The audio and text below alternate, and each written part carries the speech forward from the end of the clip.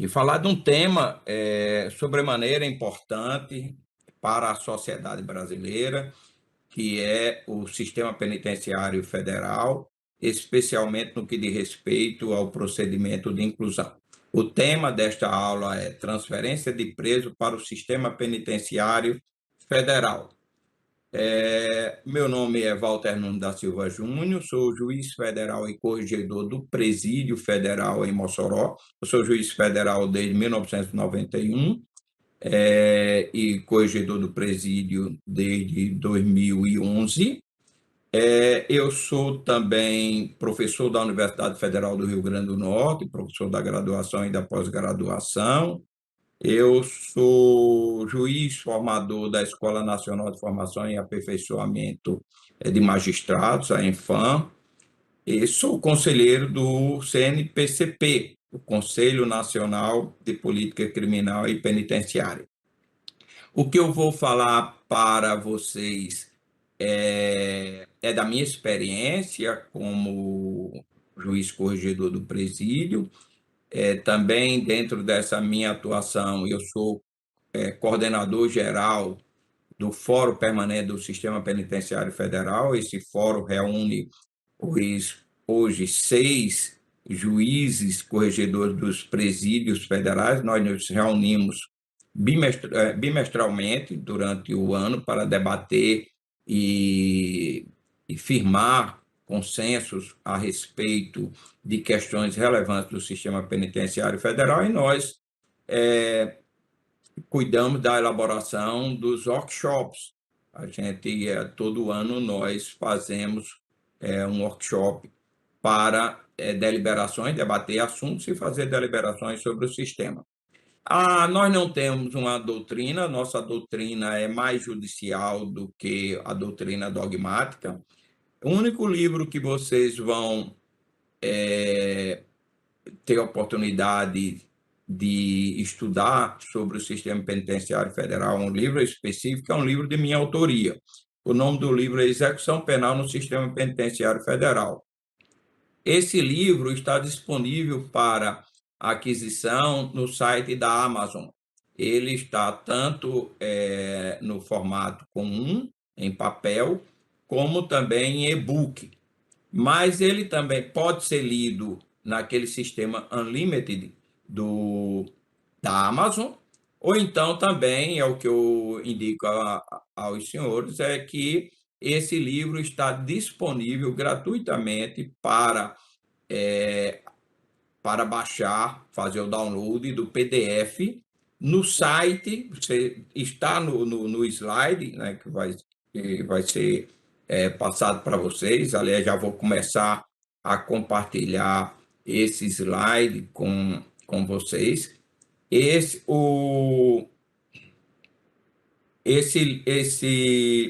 livro está nesse site owl.etc.br. Basta vocês entrarem lá. Todos os livros dessa editora, é uma editora que eu sou um dos proprietários. Essa editora não tem interesse nenhum econômico ou financeiro, para difundir as ideias, e se acesse todos os livros de minha autoria, todos os livros de autoria editados por essa editora, eles estão disponíveis gratuitamente em forma de PDF. Então, para quem tiver o interesse de se aprofundar, tudo que eu vou falar aqui, ele tem embasamento nesse livro, na parte que trata do procedimento de inclusão. Primeiramente, eu vou focar num aspecto dogmático, mas também, naturalmente, bastante prático, e essa é a finalidade da Escola da Magistratura. Eu vou me ater bem à questão de ordem prática, o que é que a gente enfrenta no dia a dia. Primeiramente, eu vou fazer essa observação do referencial normativo que nós temos sobre o sistema penitenciário federal. Há um compromisso arraigado com as regras de Mandela, né? Até porque, por um controle de convencionalidade, a gente entende que da plena aplicabilidade dessas regras. Aliás, às vezes há uma certa um certo desconhecimento sobre o sistema penitenciário federal, a imaginar que seja algo extremamente rigoroso e que não se observe a pauta de valor dos direitos fundamentais. Muito pelo contrário, o sistema penitenciário ele tem um rigor no que diz respeito ao controle e monitoramento de quem está dentro do sistema penitenciário, que eu vou explicar a razão de ser. Aliás, essa é a razão de ser do sistema penitenciário federal. Mas há um compromisso inarredável quanto à observância de todos os direitos inerentes à condição humana, o que está plasmado nas regras de Mandela e também na lei de execuções penais, com os diferenciais do sistema penitenciário federal. Então, primeiro referencial nosso são as regras de Mandela, a lei de execução penal, que se aplica em boa parte ao sistema prisional federal, e a sua lei específica, que é a Lei 11.671, que é de 2008. Essa lei, porém, ela é um tanto quanto incipiente. Essa lei, basicamente, ela traz apenas o procedimento e tem uma disciplina que não é bem clara sobre o procedimento de inclusão em presídio federal, mas basicamente é isso do que ela trata, embora que o pacote anticrime, a Lei 3.964, de 2019, ela trouxe uma importante regulamentação e definição do regime jurídico de quem está inserido em presídio federal. Para além disso, nós temos esse decreto 6.049 de 2007, é isso mesmo, esse decreto é anterior à lei. Por incrível que pareça, o primeiro presídio federal começou a funcionar em 2006, em junho de 2006, e nós não tínhamos lei. E aí havia apenas o decreto. Esse decreto ele trata da normatização das regras de direito penitenciário, né, dos protocolos adotados pelos administradores do sistema, dos policiais penais e da direção prisional. E tem um decreto 6.877, que é a Lei 2009, ela regulamenta a Lei 11.671, que é basicamente, ela traz duas coisas. Uma que é a sua real função, que é de explicitar melhor o procedimento de inclusão em presídio federal. E o outro é de definir ou dar diretrizes normativas do perfil do preso a ser incluído no sistema prisional federal. Então, explicitados os referenciais normativos principais de incidência em relação ao sistema penitenciário federal, é importante a gente ter presente qual a razão de ser da criação do sistema penitenciário federal. O sistema penitenciário federal ele foi previsto desde a edição da Lei de Execução Penal, desde 1984, portanto. Porém, a União nunca tinha cumprido essa missão institucional. Isso só veio a ser cobrado com maior veemência a partir de 2003, quando começaram a surgir evidências mais concretas dessa atuação de organizações criminosas a partir de dentro do sistema penitenciário. Então, a partir daquelas primeiras rebeliões e começou a surgir o aparecimento, começou a surgir a atuação do PCC e também as mortes de juízes que cuidavam da execução penal, do caso do juiz de São Paulo e o caso do juiz do Espírito Santo, se viu a necessidade de se colocar efetivamente, colocar em prática ou executar o que previa a lei. E aí começou-se a construção do presídio federal. E a ideia é de que aqueles presos que exercem liderança ou possuem posição de destaque em organizações criminosas, que mesmo inseridos em presídios de segurança máxima estaduais, continuam comandando a criminalidade ou praticando crimes, essas pessoas apresentam o perfil para a inclusão em presídio federal. O presídio federal, ele vai servir, nesse caso, para isolar e monitorar de forma mais concreta essas pessoas. Não se confunde com o RDD, é um regime parecido com o RDD, a gente vai ter a oportunidade de falar isso aqui mais a miúde, porém não é um RDD, embora com ele tenha bastante semelhança. E a ideia, se a ideia é isolar, os presídios federais foram concebidos para que eles tenham existência em regiões distintas do país, então por isso foi criada uma unidade prisional no sul, outra no sudeste, uma no nordeste e outra no norte. A ideia era de que seguisse a regionalização da Justiça Federal. Porém, houve muita dificuldade em relação à localização da, de mais uma unidade da quinta unidade prisional, e aí findou sendo edificada em Brasília. Então, na primeira região, nós temos duas unidades prisionais, que são a de Porto Velho e a de Brasília. E temos a de Catanduvas, né, no sul, no Paraná, temos a de Campo Grande, no Mato Grosso do Sul, e em Mossoró, no estado do Rio Grande do Norte, da qual eu sou o juiz corregedor. Então, a finalidade é essa: quem um interno, por exemplo, que seja do sistema penitenciário mineiro, ele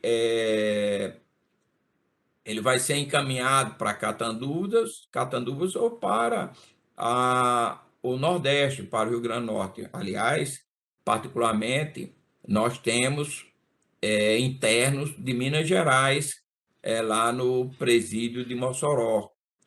Então, a ideia é essa: o isolamento a partir da exclusão do interno do seu habitat, onde ele tem o seu locus de atuação da atividade criminosa, cria esse distanciamento, e o outro, um monitoramento incisivo para evitar que ele, mesmo distanciado, continue mantendo esses laços ou essas comunicações com a organização criminosa que ele integra ou com as pessoas com as quais ele sirva para mandar os conhecidos salvos. A gente vai explicar um pouquinho como é que se faz esse monitoramento e esse isolamento. E aí, uma outra coisa importante é de que o presídio federal não é para o cumprimento da pena, ele apenas serve, a finalidade é de retirar o interno do seu locus, aquele que tem esse sentimento de liderança ou de destaque em organização criminosa, e a partir daí, quando ele diminui essa sua liderança, ou ele perde esses laços com a organização criminosa, ele ser devolvido. Então, a inclusão ela é temporária e não definitiva. Então, expostos os fundamentos da criação do sistema penitenciário federal, que explica o seu porquê e para quê e a sua finalidade, vamos agora enfrentar propriamente a questão da inclusão em presídio federal. A própria lei de execução penal, ela prevê que a inclusão no sistema penitenciário federal pode se dar por dois fundamentos. Um é o interesse da segurança pública e o outro, o interesse do próprio preso. Quando ele fala interesse do próprio preso, isso não quer dizer que o preso, o interno, dizer eu quero ir para o presídio federal e aí ele tem o direito para tanto. Não se trata disso. Há subjacente o interesse público. Não é circunstância em que não seja recomendável que o interno fique num sistema prisional estadual. Por exemplo, quando se trata de alguém que cometeu um crime contra um policial penal de um determinado sistema prisional. A eventualidade dele ir lá permanecer inserido no sistema estadual, ele pode vir a ter represálias. Então, isso há de ser analisado. O que se quer dizer é que ele próprio pode pedir para proteção, para sua própria proteção, e isso vai ser avaliado se há pertinência ou não dessa sua solicitação. Isso não é questão meramente bizantina, e ela é importante na prática. Todas as vezes que o juiz decidir pela inclusão, ele deve dizer se é no interesse da segurança pública ou do próprio interno. Isso porque o sistema prisional federal tem dois sistemas ou dois regimes de cumprimento de prisão em seu interior. E o regime mais rigoroso, ele foi delineado com a Lei 3.964, e ele se aplica apenas a quem é incluído no sistema prisional no interesse da segurança pública. Então, isso quer dizer que, eventualmente, se a decisão for pela inclusão do interno para preservar a sua própria segurança, ele terá um regime regulado pela Lei de Execução Penal. O que isso implica em direito à visita social com contato físico e também à visita íntima.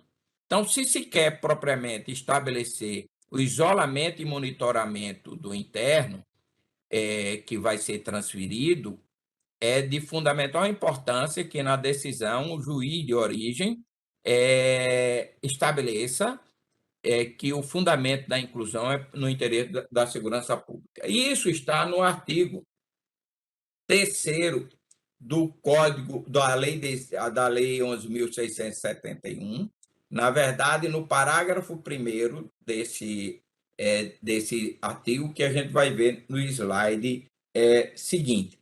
A inclusão tanto pode ser de preso condenado quanto de preso provisório. Em relação a preso provisório, em razão da lei do pacote anticrime, da Lei 3.964, é preciso que o juiz tome bastante precaução em relação a esse aspecto. Um preso provisório que já tem uma sentença condenatória é o mais viável para inclusão em presídio federal, porque um preso antes de uma sentença condenatória, como os senhores bem sabem, o juiz da origem vai ter que estar renovando a prisão no prazo nonagesimal, a cada 90 dias. E essa é uma das questões hoje delicadas. O juiz corregedor dos presídios tem tido uma parcimônia maior na inclusão quando se trata de preso provisório em relação ao qual ainda não tem uma sentença condenatória, porque, como os senhores sabem, o entendimento firmado pelo STJ e Supremo, naquele famoso caso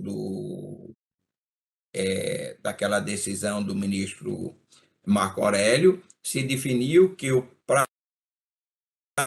nonagesimal tem que ser observado enquanto não há uma sentença ou um acórdão condenando o acusado no caso de competência originária.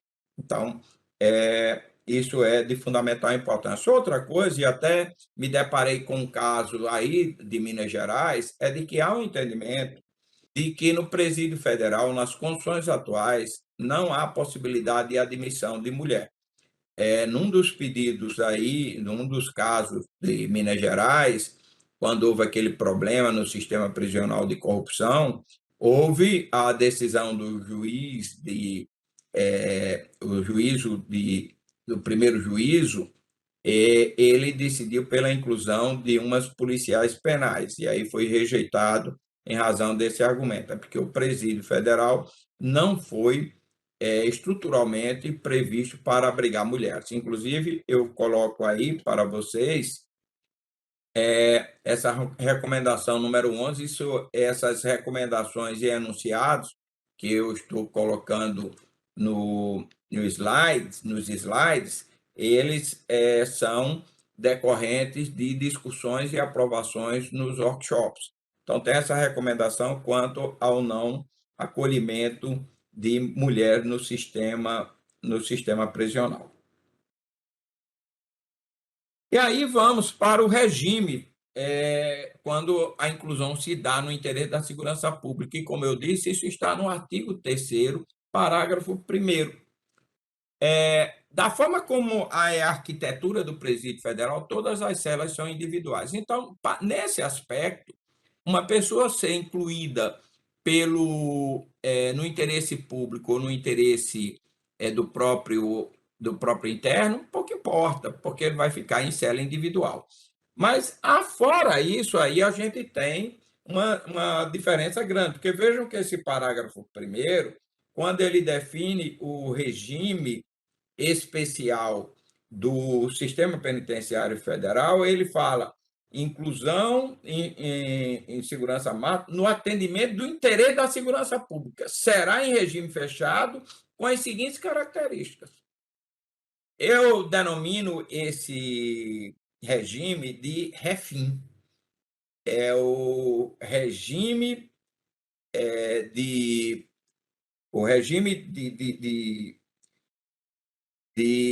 inclusão fechado com regime fechado com isolamento e monitoramento. Ele está entre o regime fechado do sistema penitenciário estadual, que é regulado pela Lei de Execução Penal, e o RDD.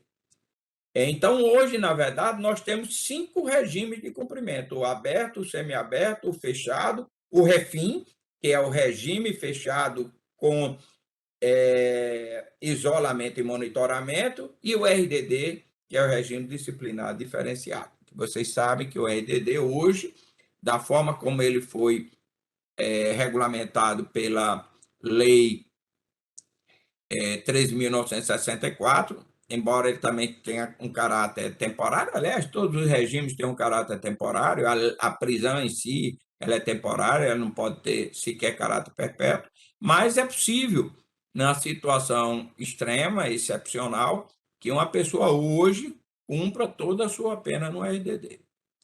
Então, a regulamentação do refim na lei do Sistema Penitenciário Federal de respeito apenas ao preso incluído no interesse de segurança pública. E aí, o que é de fundamental importância é esse inciso 2º. Na hora em que ele veda, embora não diga expressamente, mas ele veda o contato físico do interno em qualquer que seja a circunstância. Então, a visita social, mesmo a visita social, ela não pode ter contato físico, como vocês estão lendo aí pelo inciso 2º. E mais, essa visita social, ela necessariamente deve ser monitorada, ela deve ser gravada por sistema audiovisual. No final do dispositivo, ele fala com filmagem e gravações. Da forma como está escrito, a gente observa que não há visita íntima, não é permitida visita íntima no sistema penitenciário federal quando o interno está incluído em razão do interesse da segurança pública. Então, por isso que é importante essa definição. No mais, a questão do banho de sol de até 2 horas diárias, isso também se aplica ao interno recolhido no seu próprio interesse. E também a questão do monitoramento de todos os meios de comunicação. E a lei, ela inclusive explicita, inclusive de correspondência escrita, né? Não precisa de autorização judicial para esse fim. Então, o grande diferencial na definição do fundamento da inclusão é por causa desse inciso 2º, que define toda essa situação. O grande grande questionamento aí é se poderia eventualmente ser determinada o monitoramento também do contato do advogado. E aí isso está no parágrafo 2º desta lei, quando ela fala que os estabelecimentos deverão dispor de monitoramento de áudio e vídeo, veja, é uma norma imperativa, não é a administração penitenciária pode, não, ela tem de ter um sistema de vídeo monitoramento. Mas aí ele diz, vedado seu uso nas celas, cela é preservada, e no atendimento advocatício, salvo autorização judicial.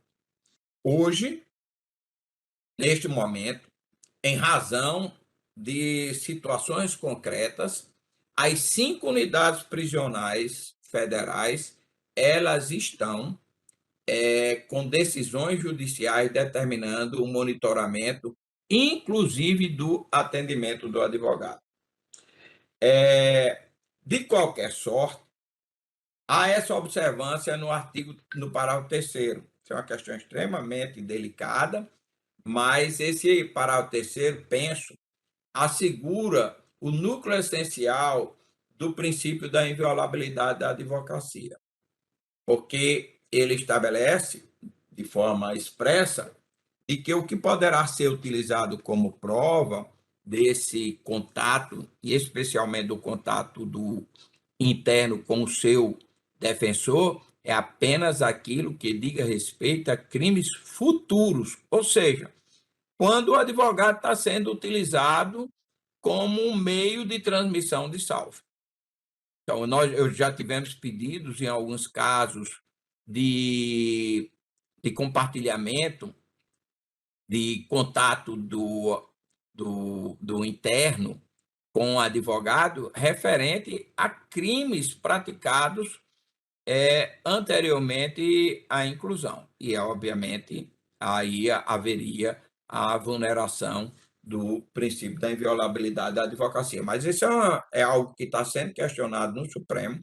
Também a questão da vedação da visita íntima, embora a visita íntima, o processo que está sob a relatoria do ministro Edson Fachin era quando isso era regulamentado por portaria do ministro da Justiça. Agora nós temos lei expressa, né? Eu acho até que estaria prejudicada essa ação de inconstitucionalidade, mas o processo ainda está em via de julgamento, se eu não me engano, com vista do ministro Alexandre de Moraes. O perfil para inclusão do preso. A lei não diz, não define o perfil. Diz, olha, pode ser no interesse da segurança pública ou no interesse do próprio interno, mas ele não diz, não dá maiores diretrizes. O decreto 6.877 procurou estabelecer algumas diretrizes, né? E aí, nesse inciso primeiro, aí ele dá do inciso, o inciso primeiro, ele dá a verdadeira noção do que é a razão de ser da inclusão em presídio federal, que é aquele cidadão que tem liderança ou tem uma participação de destaque em organização criminosa. O inciso 2 diz mais do que queria dizer. E isso levou muita gente a confundir o sistema prisional federal com RDD. Não é o fato de uma pessoa estar em RDD que ela deve ser levada para presídio federal. Não, o presídio federal também tem RDD. Os senhores sabem que para a inclusão em RDD tem todo um procedimento, precisa de decisão judicial. Eventualmente, o cidadão, além de ser incluído no RDD, pode também justificar a inclusão em presídio federal. Mas a inclusão no RDD em si não justifica a inclusão em presídio federal, a despeito do que consta desse inciso 2º. Aliás, desculpem, o inciso 3º. O inciso 2º, ele fala da questão do interesse do próprio interno. O inciso 4º, né, aí ele basicamente repete o inciso primeiro, né, que fala pessoa que pertence à associação, organização criminosa, mas não é só o fato de pertencer à organização criminosa, né? Uma é o fato dele ser líder, ou exercer função, ter participação relevante.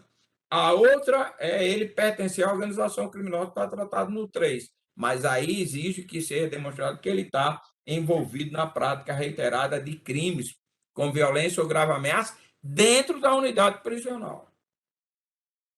E o quinto é a questão da colaboração premiada, né?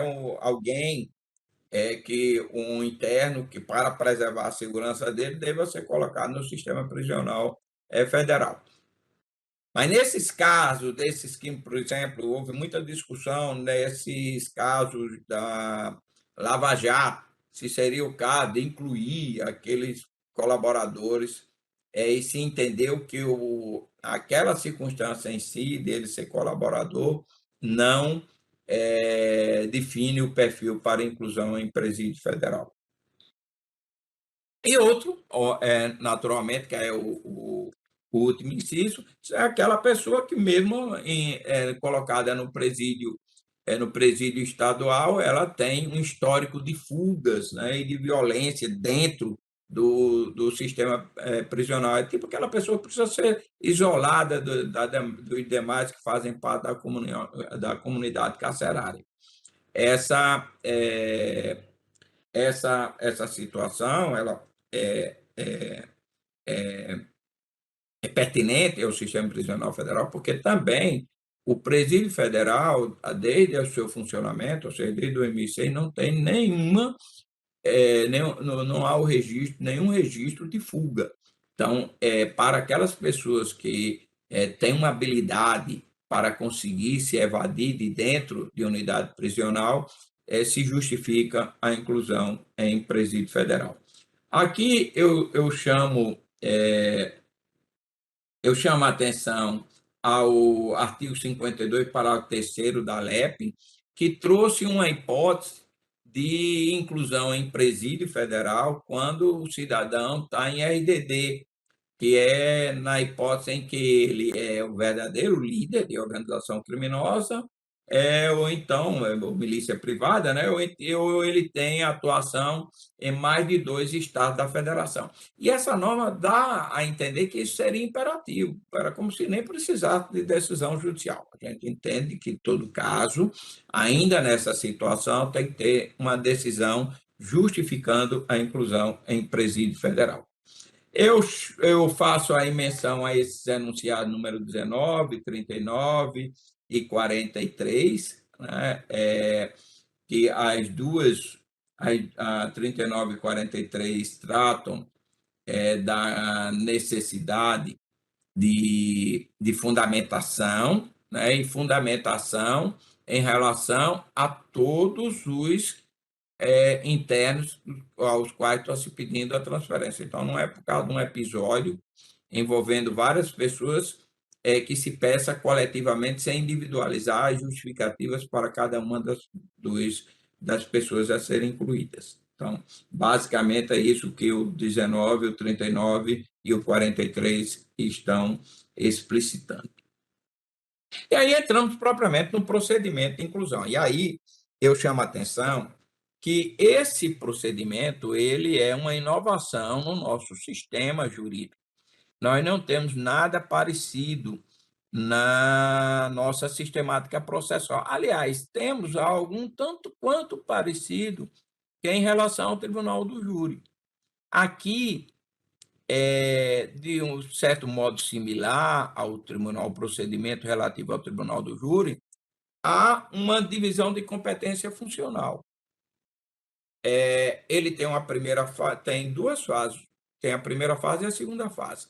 Mas a grande distinção em relação ao procedimento do Tribunal do Júri é que, de regra, o juiz que atua na primeira fase é um juiz estadual, porque até em razão da súmula 192 do STJ, se o interno, mesmo condenado em processo da competência da Justiça Federal, ele estando em presídio estadual, a competência para execução é do juízo estadual. Então, de regra, todos esses casos, a primeira fase se desenvolve perante o juiz estadual. Ao passo que a segunda fase o processo se desenvolve perante a Justiça Federal, perante o corregedor, o respectivo corregedor do Presídio Federal. Então, essa é a grande diferença, e aí a gente tem uma questão no aspecto federativo, é o que dá toda essa dá toda essa distinção a esse procedimento. Então, ele é um procedimento complexo, tem a primeira fase no juízo de origem, que de regra é o estadual, e tem a segunda no juízo federal. A instrução e o contraditório todo se dá na, na primeira fase, perante o juízo de origem, que de regra é o estadual, e aí ele tem algo que é o ponto nervoso do sistema, que é um duplo juízo de admissibilidade. Tem um contraditório na primeira fase, o juiz estadual decide. Decidindo, ele remete os autos para o juízo federal, a fim de que se dê início à segunda fase. E aí o juiz federal também vai dar uma decisão fundamentada. Então, nós temos um duplo juízo de admissibilidade. Daqui a pouco eu falo um pouquinho mais sobre isso, esse procedimento propriamente, a gente vai detalhar, e aí pode haver uma divergência de entendimento a ser resolvido por meio de conflito de competência. E, nesse caso, o conflito de competência vai ser perante o STJ. Em casos raríssimos em que o juízo de origem também é um juiz estadual, aí esse conflito de competência será perante o STJ, na hipótese de eles serem de regiões distintas, ou então vai ser perante o próprio tribunal, pelo Tribunal Regional Federal, se tratar de juízes da mesma região. Para além desse procedimento, que é o que a gente pode chamar de um procedimento ordinário de inclusão, ou procedimento definitivo, tem uma admissibilidade emergencial, que também segue o duplo juízo de admissibilidade. Então, mesmo em situação emergencial em que não há o prévio contraditório na origem, a despeito da decisão do juízo de origem, o processo vai para o juízo federal, a fim de que também aí, o juiz profira uma decisão fundamentada. Aqui eu coloco um organograma desse procedimento, depois vocês olham mais devagar, e aqui eu vou entrar já para analisar essa questão da inclusão emergencial, e depois falo da primeira fase e da segunda fase no procedimento de inclusão definitiva. A própria lei ela estabelece, né, no artigo 5º, parágrafo 6º, na primeira parte, que essa expressão, na caso de extrema necessidade, pode vir a ser autorizada a inclusão imediata do preço. Mas, nesse caso, também, essa decisão, obviamente, ela precisa ser fundamentada. Não basta um mero ofício, né? O juiz necessariamente tem que fundamentar. E aí, nesse procedimento, digamos, se você pega um caso concreto, você como juiz pega um caso concreto aí numa comarca em Minas Gerais e tem um pedido de inclusão, e aí você vai decidir, tudo bem, você decide pela inclusão. Você vai mandar para onde? São 5 unidades prisionais. Para qual unidade prisional você vai encaminhar? Por isso que existe a participação do DEPEN na primeira fase da inclusão, seja ela emergencial, seja ela definitiva. O juiz estadual decide, o juiz da origem, melhor dizendo, decide e remete para o DEPEN, a fim de que o DEPEN escolha qual é a unidade prisional para a qual deve ser encaminhado aquele processo. É uma coisa aí importante. Por que o DEPEN? Por que encaminhar para o DEPEN? O DEPEN não é um órgão administrativo. O que é que ele tem de essa legitimidade para definir a unidade prisional? Porque o DEPEN ele tem o órgão de inteligência que ele vai definir de acordo com o perfil, não só de acordo com o local de origem em que a pessoa tem atuação criminosa, mas também em razão do perfil, é o DEPEN quem tem a inteligência para dizer Qual, na eventualidade, o juiz federal entender também pela inclusão, qual é a unidade prisional na qual ele deve ser recolhido.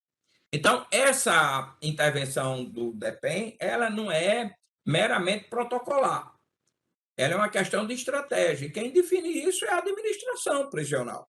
E a administração prisional federal, geral, ela é exercida por DEPEN, por meio da sua direção geral. A direção geral é um órgão vinculado ao DEPEN. O DEPEN, pela Lei de Execução Penal, é o órgão que, a despeito de seu Departamento Penitenciário Nacional, de todo o sistema penitenciário federal, ele ser o órgão central, ele é o órgão gestor do sistema prisional federal.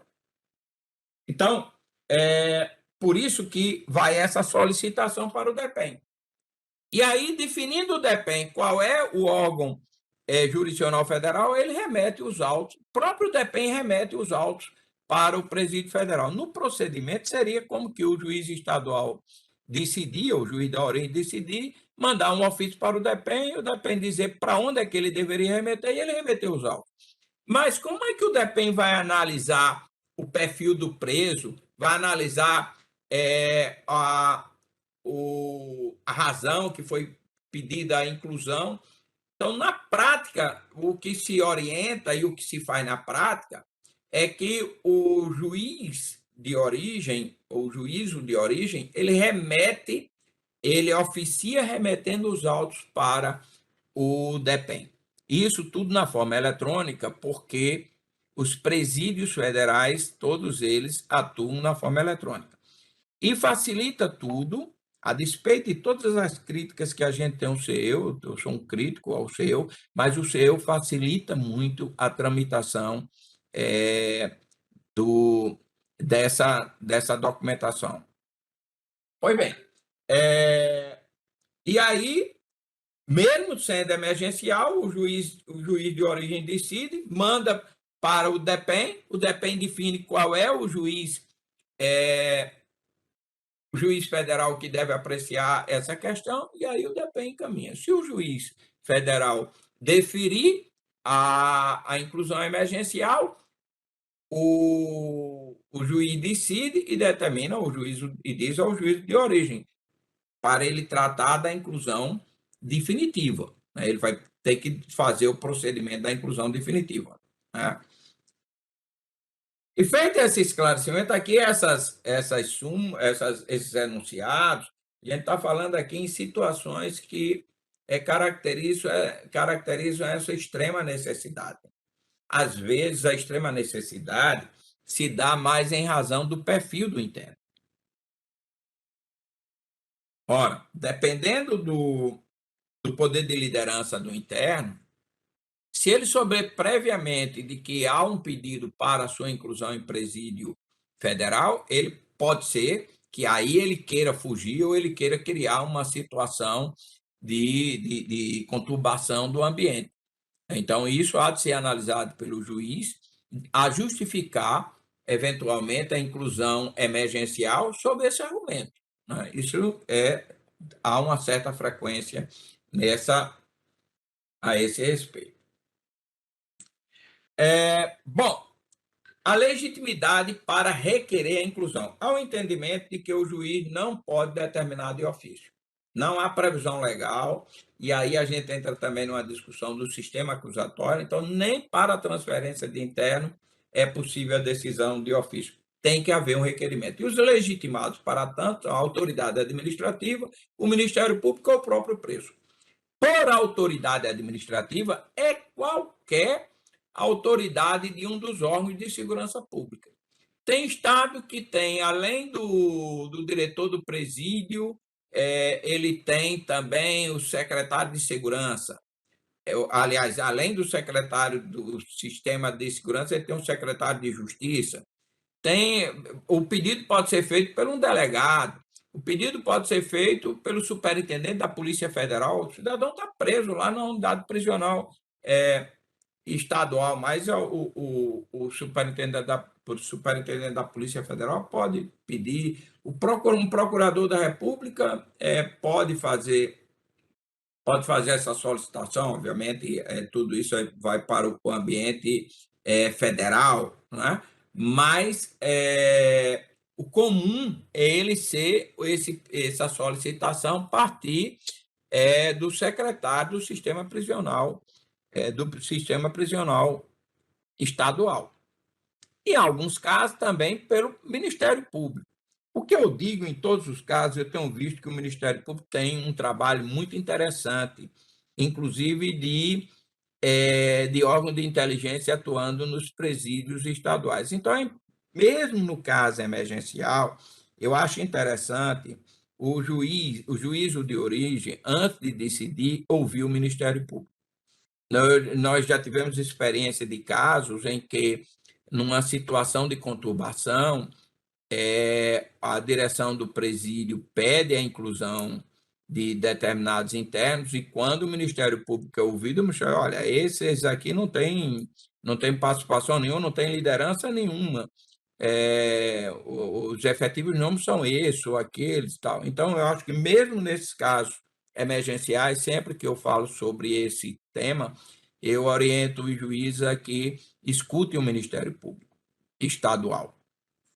E deixa para finalizar o contraditório apenas depois de deferida a inclusão emergencial, de ouvir a defesa. Pois bem, feito o requerimento, o artigo 5º, parágrafo 2º, diz que tem que ser ouvido os outros que não fizeram o requerimento, dentro são 3 legitimados. Se foi o Ministério Público quem fez o pedido, tem que ouvir o secretário do sistema prisional e ouvir o acusado. O acusado sempre por último. E o prazo aí não é o da lei da execução penal. O prazo é de 3 dias, que está expresso na lei 11.671. O interessante aí é porque tem essa súmula do STJ 639 e essa súmula está mal colocada. Vocês podem olhar nos precedentes que ela está deslocada. Na verdade, essa súmula se refere à questão da renovação do prazo de permanência, que eu vou falar lá no final, que é quando ocorrem 2 contraditórios. Então, essa súmula ela está deslocada. No livro, eu faço uma explicação melhor a esse respeito. Mas o que é mais importante aqui é como comprovar aquilo que o juiz, aquilo que a pessoa, o legitimado, a autoridade administrativa, o Ministério Público, afirmou para pedir a inclusão. E aqui a gente não trabalha com prova, como a gente trabalha no processo criminal para fins de decisão. A gente trabalha com informação de inteligência. Esse é o ponto, é importante a ser observado. Todas as vezes na minha decisão eu digo isso. E informação de inteligência não se confunde com prova, não é propriamente prova. Aqui, talvez, eu faço uma comparação daquilo que a gente chama de indícios para o ajuizamento ou recebimento de uma ação penal. Então, basta aqui, o suficiente aqui seria indícios relativo àquilo que está afirmando o requerente para o pedido de inclusão. Então, os requisitos do requerimento, motivos que justificam a necessidade da medida e documentação comprovando os motivos.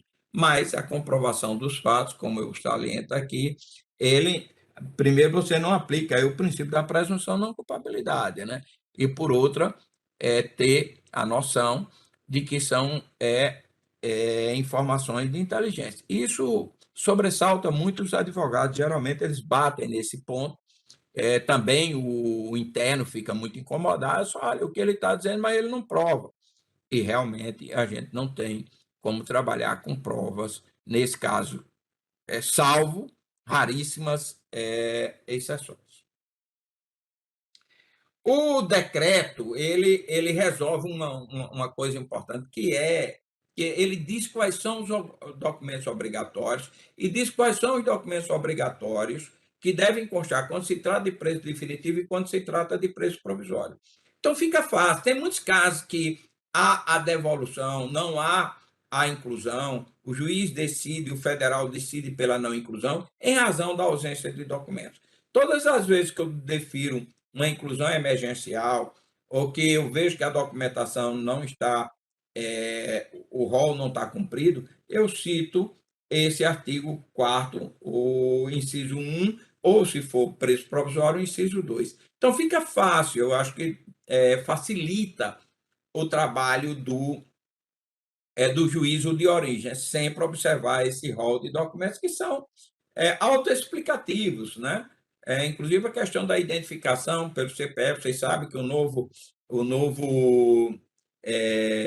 BNMP, o 3.0, vai exigir toda a identificação por CPF, né? Assim que ele entrar no sistema prisional, tem que ser gerado o CPF. E uma coisa que nós exigimos, ele tem que estar cadastrado no BNMP. Esse rol do artigo 4º, ele não é exauriente. Então, se ele tem um mandado de prisão, tem que estar no BNMP. E olha a importância disso, né? Aqui e ali, essa semana mesmo, eu tive uma situação dessa. Se eu não me engano, foi aí de Minas Gerais, de um juiz concedeu um alvará de soltura. Eu vou lá no BNMP, não tem nenhum outro mandado de prisão em relação a ele. Porque o problema não é o alvará de soltura. Porque o alvará de soltura em relação ao crime que ele foi incluído, mas se ele tem outros mandados de prisão, eu mando devolvê-lo ao sistema penitenciário estadual por meio de escolta, ele continua preso. Mas quando tem o alvará de soltura do crime pelo qual ele foi incluído e não tem no BNMP o registro de nenhum outro mandado de prisão, ele quer ser solto. E no caso, o interno assumiu, não, ele paga o meu deslocamento. Eu quero ser colocado em liberdade, que não tem nenhum mandado de prisão em relação à minha pessoa. A gente ainda faz alguma investigação, mas, obviamente, vamos cumprir, já que não há o registro. Então, é de fundamental importância. Para a inclusão em presídio federal, a gente exige que conste lá o registro no BNMP dos mandados de prisão. Então, aqui essa documentação é autoexplicativa, sim. O que gerava muito a rejeição da inclusão era em razão da falta do atestado de pena a cumprir. E essa é uma questão que o CEU resolve. Vocês sabem que o CEU é uma plataforma eletrônica criada em cima de uma calculadora eletrônica. Na verdade, é uma calculadora eletrônica que serve para o procedimento da execução penal. E aí, certo ou errado, ele tem um atestado de pena cumprida. Isso facilita sobremaneira essa questão. Então, hoje você chega, sempre que é alguém referente ao CEU, né, com processo no CEU, você tem um atestado de pena cumprida. Então, isso facilitou sobremaneira essa questão. O juiz de origem tem que dar uma decisão. Tem juiz que pega e faz um ofício. Não se trata de um ofício. O ofício é você encaminhando os autos para o DEPEN. Mas o juiz tem que dar uma decisão fundamentada. Há um pedido. Você está tirando o interno do seu estado de origem, está mandando para outro local, distante, que ele vai ter um regime bem mais rigoroso, ele vai ficar em cela individual, não vai ter contato físico. Então, precisa de uma decisão fundamentada. Isso era mais comum no início do funcionamento do sistema, juízes que não tinham essa compreensão. Hoje é mais raro, né? Raramente isso acontece. Mas tem uma outra coisa importante nessa decisão. Ele definiu o prazo de permanência. Antigamente, o prazo de permanência máximo era de 360 dias. Como ninguém achava razoável incluir em presídio federal, por toda a logística que envolve, ele tem que ser levado para um aeroporto, do aeroporto ele pegar um avião, ir para outra localidade, toda essa dificuldade, e o custo operacional, sempre se estabelecia os 360 dias. Então, o juízo de origem geralmente não nem definiu o prazo. Mas agora, o prazo é de até 3 anos. Ele não tem um mínimo, ele tem um máximo de até 3 anos. Então, o juiz de origem, ele tem que definir qual é o prazo. Isso não quer dizer que o juiz federal está vinculado, mas o juiz federal pode botar um prazo menor. Eu entendo que o juiz federal não pode colocar um prazo maior do que aquele estimado pelo juiz de origem. Então, é muito importante que o juiz de origem, ao determinar a inclusão, fixe o prazo de permanência para balizar a decisão do juiz federal. Aí tem um problema que a lei não traz nenhum parâmetro para definir qual é o prazo. Ele fala que o prazo máximo é de 3 anos. Mas como definir esse prazo? Doutrinariamente, dogmaticamente e na prática, eu utilizo esses parâmetros aqui. Quando o preso é incluído no seu próprio interesse, ou seja, para a sua própria segurança, o prazo que sempre coloca é de 1 ano, ou no máximo de 1 ano.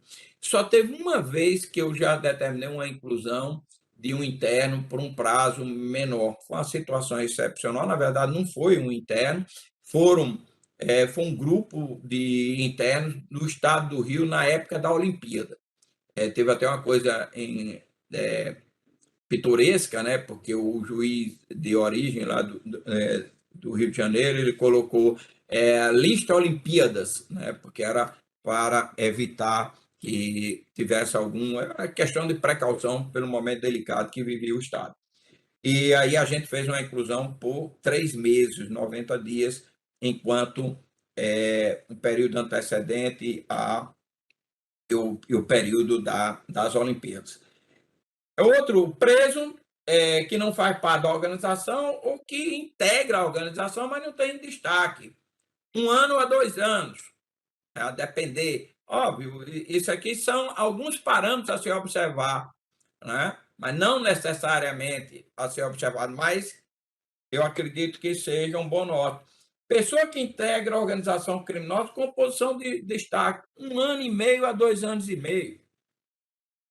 E o preso que exerce liderança em organização criminosa ou que tem atuação em dois ou mais estados da federação, pegando emprestado, aplicando subsidiariamente o artigo 52, parágrafo 3º da Lei de Execução Penal. Aí, nesse caso, seria de 2 a 3 anos. Mas, óbvio, isso aqui não é imperativo, isso aqui são algumas diretrizes, já que a lei não trouxe nenhum parâmetro. É diferente quando a gente vai fazer a dosimetria de uma pena, que tem lá o mínimo e o máximo. O mínimo e o máximo a gente trabalha e ainda tem as circunstâncias judiciais, circunstâncias legais e as causas de aumento ou de diminuição. Mas aqui não, né? Então, eu faço essas observações. E volta à intervenção do DEPEN. Na verdade, essa intervenção do DEPEN, ela não serve apenas para ela exercer esse pronunciamento de inteligência e dizer qual a unidade prisional que ele deve ser encaminhado. O DEPEN ele examina também a documentação. Quando o DEPEN observa que tem uma documentação que está faltando, ele já avisa ao juízo de origem e já diz para o juiz de origem trazer, para evitar uma demora maior na apreciação do pedido de inclusão. Então, ele serve também para fazer orientação e também de se pronunciar quanto ao mérito. Quando ele entende que não há, a pessoa não há o perfil, não há razão de ser, aqui e ali o DEPEN se pronuncia também a esse respeito. Eu acho mais do que pertinente que o DEPEN ele tem informações, hoje todo o sistema de inteligência prisional está integrado com uma coordenação do Ministério da Justiça, então ele tem um papel importante a desempenhar nessa questão de identificar o perfil para inclusão ou não. E aí, pela forma como a gente faz, o próprio DEPEN ele se encarrega de encaminhar os autos para o juízo federal. Então, o juízo estadual, quando decide pela inclusão, ele encaminha os autos, né, e com um ofício solicitando a inclusão em presídio federal, e aí a definição, na verdade, não é solicitando, é a indicação do presídio, ele remeter para o juiz estadual, ou juiz federal, e aí o próprio DEPEN é quem inaugura a segunda fase do procedimento, quando ele encaminha para o juízo correspondente. O procedimento de inclusão, não existe classe processual no CEU. Então, procedimento de inclusão, ele é feito no PJE. E o DEPEN, ele faz já a inclusão no PJE para que seja feita essa apreciação. E a gente pega, obviamente, a gente tem, depois da decisão, é que a gente cria o CEU, mas o procedimento de inclusão a gente trabalha dentro do PJE, porque não se pode trabalhar no CEU. Por exemplo, a quarta região que não trabalha com PJE, e sim com EPROC, ele faz o procedimento de inclusão no EPROC. Também interessante aqui, só para ver, o artigo 5º do decreto, quando ele fala, o DEPEN opinará sobre a pertinência da inclusão. Então, ele vai além da indicação e indicará o estabelecimento penal federal. Então, normativamente, há até essa orientação do papel do DEPEN. A segunda fase, ela é apenas decisória, não tem instrutória, a não ser em situações excepcionais, quando falta uma documentação, quando falta um atestado médico, né, ou alguma documentação do rol do artigo 4º do decreto, né? Aí o juiz baixa em diligência, né? Isso quando o próprio DEPEN já resolve lá de antemão, e aí ele vai decidir só posteriormente a diligência. Então, de regra, não existe contraditório. A grande discussão aí é porque, e obviamente, se houver ajuntado de qualquer documento novo, tem que abrir vista para o Ministério Público e para a Defesa. O grande questionamento aí é essa decisão do juiz federal, se ela pode ser ou não em relação ao mérito. Nosso entendimento é de que a decisão é em relação ao mérito, porque, inclusive, a lei é expressa, diz que o juiz federal dará uma decisão fundamentada, como se necessário fosse, porque a própria Constituição diz que toda decisão há de ser fundamentada. Mas o STJ tem uma jurisprudência no sentido de que o juiz federal não pode entrar no mérito da inclusão decidida pelo juiz estadual. Nós não concordamos com esse entendimento, e esse entendimento do STJ contrasta com o do Supremo, que está consignado nesse leading case da ministra Rosa Weber, né, que ela é claríssima, que há um duplo juízo de admissibilidade. Não há de se negar que o juiz estadual, o juiz da execução, ele tem mais conhecimento do que o juiz federal para definir se há ou não a questão do preenchimento do perfil para inclusão. Mas, excepcionalmente, nós temos diversos casos em que a gente observa que o cidadão não tem perfil e a gente entra no mérito. Isso não é a regra, isso é uma excepcionalidade, mas isso é possível. Então, há essa discussão. Como eu disse, na eventualidade de o juiz federal decidir contrariamente, negando a inclusão, aí essa situação ela pode ser impugnada por meio da suscitação de conflito de competência, que é muito comum nesses casos. Essa decisão do juiz federal rejeitando a inclusão, geralmente ela se dá pela falta de perfil do preso, ou ausência de comprovação dos motivos, minimamente dos motivos, ou motivo em relação a um determinado interno, e outro, a ausência dos documentos, do envio dos documentos. Basicamente, são um desses três aspectos que geram a rejeição da inclusão. Como eu falei, o prazo de permanência é de 3 anos, mas ele podendo ser renovado tantas vezes quanto forem necessários. O Supremo já tem entendimento a esse respeito, já houve uma discussão sobre isso. Só para vocês terem uma ideia, nós temos interno que entrou no sistema na sua inauguração e lá ainda persiste, porque tem se entendido que ele ainda há necessidade de sua manutenção no sistema. Por fim, tem a questão da renovação da permanência. Já me alonguei na aula e, resumidamente, a única diferença do procedimento da renovação em relação à inclusão é de que na renovação a gente tem um duplo contraditório. Além do contraditório na primeira fase, feita no juízo de origem, e, aliás, aí também na primeira fase tem uma diferença, porque, ora, se o preso já está incluído no sistema, já está dentro da unidade, quando o juiz de origem decide pela renovação do prazo de permanência, ele não precisa oficiar o DEPEN, não precisa encaminhar os autos ao DEPEN, ele encaminha diretamente ao juiz corregedor do presídio no qual o acusado, o interno, está recolhido. Então, essa é a diferença em relação à primeira fase. Em relação à segunda fase, é de que há um outro contraditório, porque aí o juiz, recebidos os autos, ele manda ouvir primeiramente a área de inteligência prisional, depois ele abre vista para o Ministério Público e em seguida para a defesa. Então, é aquilo que eu disse da súmula do STJ que ficou mal compreendida.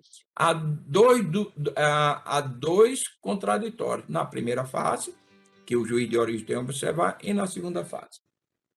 Então, isso é o que altera em relação ao procedimento de inclusão. E, por fim, eu coloco uma bibliografia para quem quiser se aprofundar no assunto. Naturalmente, eu coloco também aí o meu livro, aquele que está disponível para os senhores em PDF, para ser feito download gratuitamente.